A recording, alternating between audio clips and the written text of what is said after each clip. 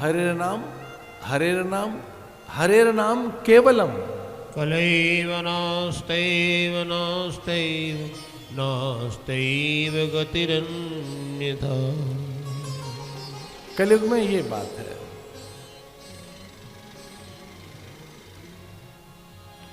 वृत्तासुर की कथा आती है, वृत्तियों की असुरता की कथा। वृत्तासुर के वध के लिए दधीच के अस्थि दान का प्रसंग आता है।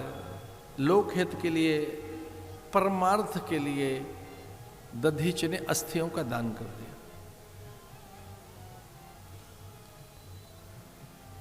कोई एक ऐसा प्रसंग अपने मन में स्मरण करो, जीवन की कोई एक ऐसी घटना याद करो, किसी एक प्रसंग में लौटिए, जीवन की किसी एक घटना पे।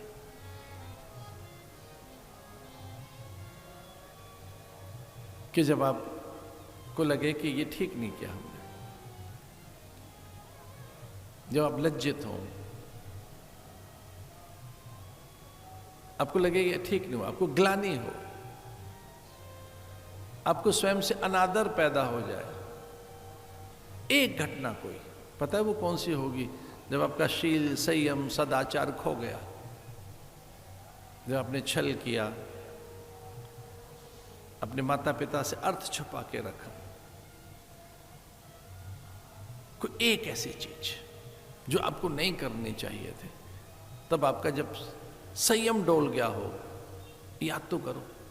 मैं ये नहीं कह रहा अपने पाप कर्म याद करो, पर एक तो करके देखो, कोई एक ऐसा पाप याद करके देखो जिसे बताने में डर लगता हो, भय लगे आपको, आप उसे छुपाना चाहते हो, कई परतों में रखना चाहते हो कि प्रकाशित न हो, ये उद्घाटित न हो, मेरा ये पाप कर्म किसी को पता न लगे। एक तो याद करके देखो, हो सकता है आपने न की हो, अब साधक हैं, पुण्यात्माएं, आध्यात्मिक प्राणी हैं, पाप आपने नहीं किए होंगे, पर कोई एक ऐसी चीज याद आती है कि वो याद करते ही आपको लज्जा आए, अपने से ग्लानि आए, उसे गोपनीय रखें, आप प्रकाशित न करें, ऐसा कोई एक पाप। अरे छोड़िए, मत याद करो, पर चलो कोई एक ऐसी बात याद करो कि वैसा स्मरण, उसका स्मरण करते ही आपको गौरव की अनुभूति हो, आनंदानुभव हो, जिसे आप बताना चाहो, जिससे आपकी चहुओर कीर्ति बिखर जाए, चहुओर आपका यशोगान हो, सर्वत्र आपकी प्रशंसा हो जाए। कोई बढ़िया काम किया हो तो बताना, कोई एक ऐसा कार्य कि वो एकदम आप छुपा के नहीं रखना चाहते। आप जानते हो कि कोई भी चीज कभी छुपकर नहीं रहती है। हो सकता है मनुष्यों को पता न लगे, पर प्रकृति को पता है, देवताओं को पता है, ईश्वर को पता है।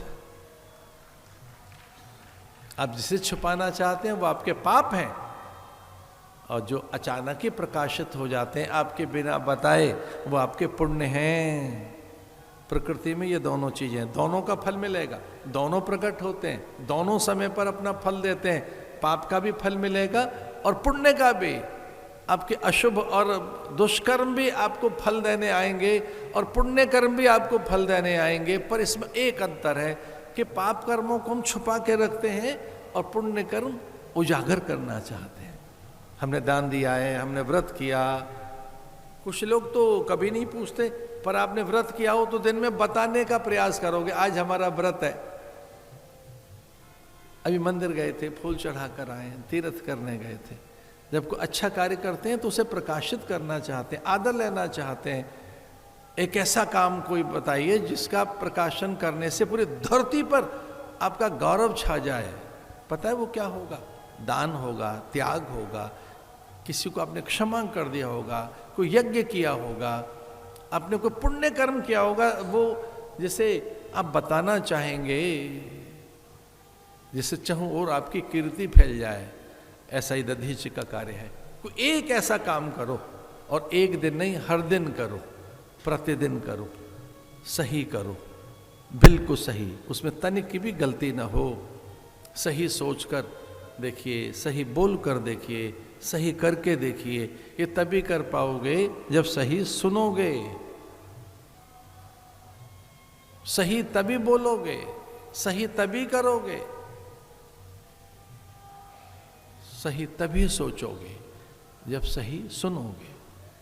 तो जो ये हम छोटे बच्चों को एक दिन मैं कह रहा था कि act rightly, speak rightly, think rightly, तो जो सही सोचना है, सही बोलना है, सही करना है तभी होगा जब सही सुनेंगे।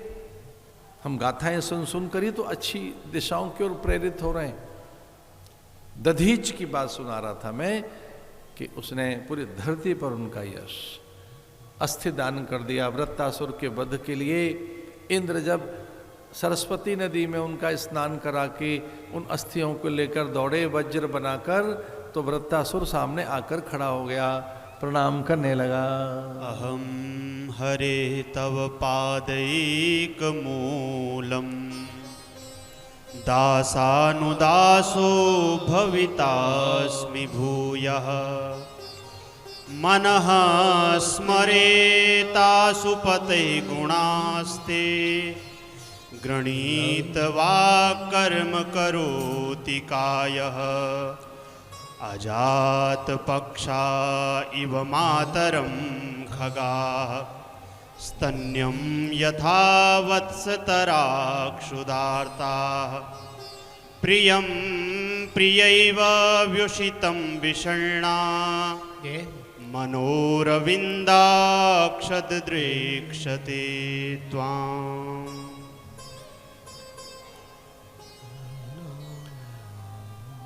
मनाकपृष्ठं न च पारमेष्ठं सार्वभौमं न रसाधिपत्यं न योगसिद्धिरपुनर्भवं वा समञ्जसत्वां विरहय्यकाङ्क्षे।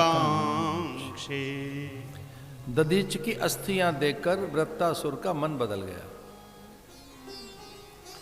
दधीच की अस्थियां देखकर वो प्रायश्चित करने लगा। महात्माओं के संग से व्यक्ति अच्छे कर्म में प्रवृत्त हो जाता है। महापुरुषों का स्मरण करते ही पाप प्रायश्चित के लिए अब पुनः ऐसा मैं नहीं करूंगा व्रती बन जाता है। इस कथा का ये अर्थ है।